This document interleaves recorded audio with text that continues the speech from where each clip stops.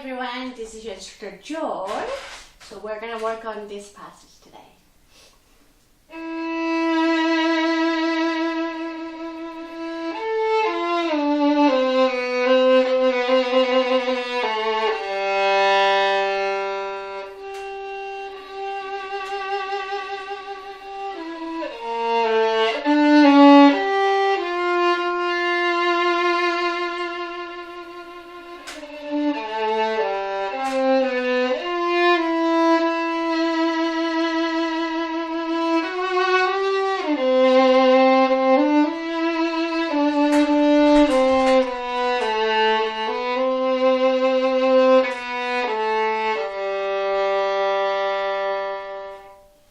So this was Bach Air on G.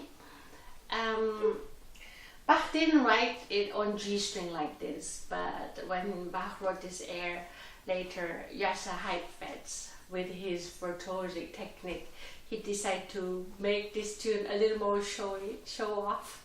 So he showed the world, oh well, this is a beautiful melody, but I can even do it in only one string. So he came up with the air on G. So that was the air on G by Bach. Thank you, by the way, for all your wonderful comments, questions, and donations. A subscriber is asking if I could recommend any pieces in the fifth position. So I thought this piece would be great, even though it's not just fifth position, but it's going up and down.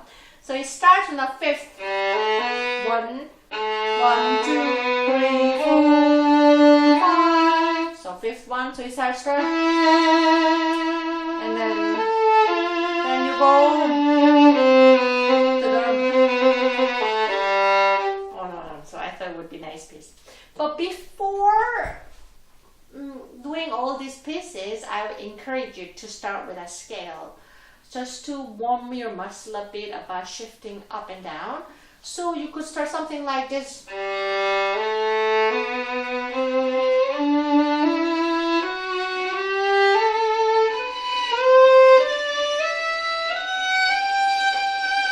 Yeah, and then up and down like this, and arpeggio things like that. Of course, you would do all strings on and on like this, all strings.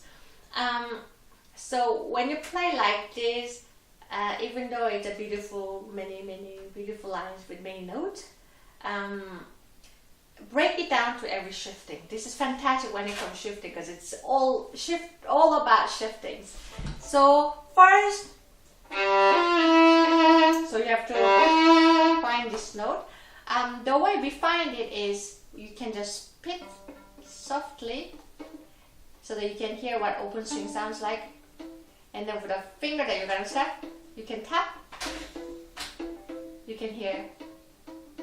So that's how we find the first note in the high position. Then once you find it, just read it.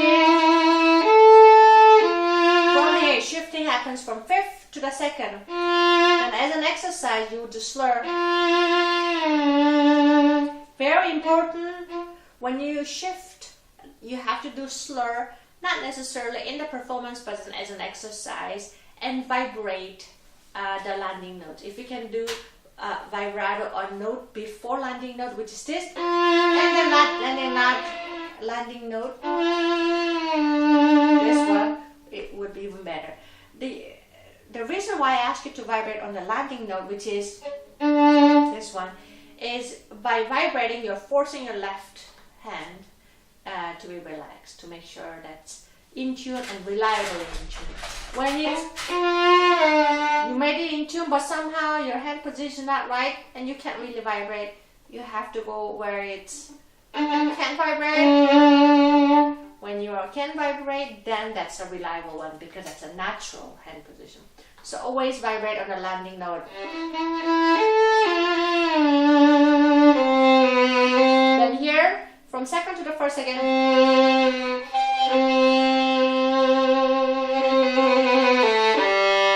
Then your big jump happens again, but here you don't have to practice or tap, because you can do harmonics.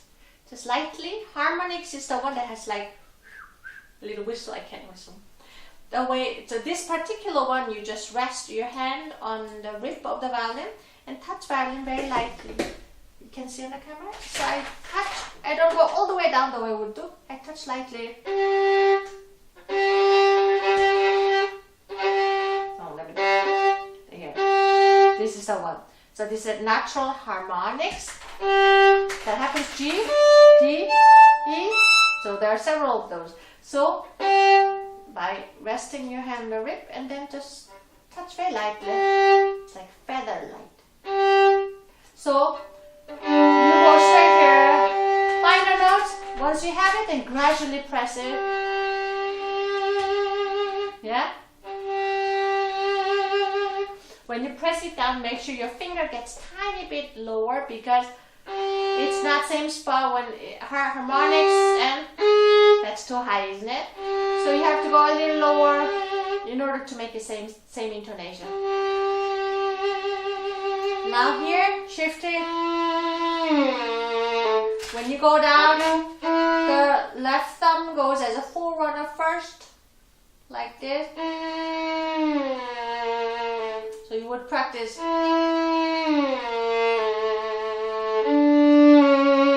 here, harmonics again. On and on like that. So use this one as a little shifting exercise.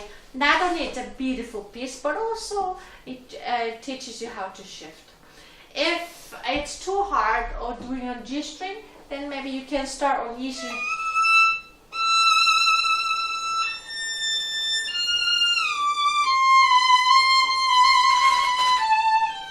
Something like that.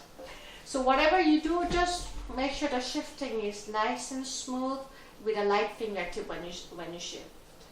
One more thing before I wrap it up. When you play G string, you have to tilt your violin quite a bit so that you can access G string well. So if your violin is too flat, then you have to raise your arm quite a bit. That's a lot of work. So just tilt your violin so that you can just access that well. I remember watching Perman playing something on G string. And he was tilting his violin so much, it was really funny. So yes, just make your violin available to play easy, and so that your arm gets also easy shifting. Thank you for watching. I hope to see you again. Please subscribe. Bye bye.